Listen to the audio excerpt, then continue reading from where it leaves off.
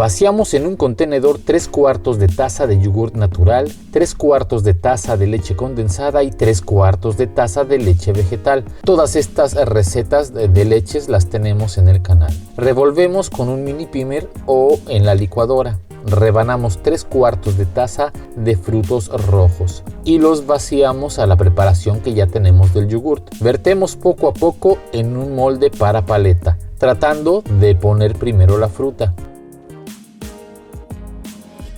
Metemos al congelador de 2 a 3 horas y así podemos disfrutar de estas deliciosas paletas de yogurt y frutos rojos.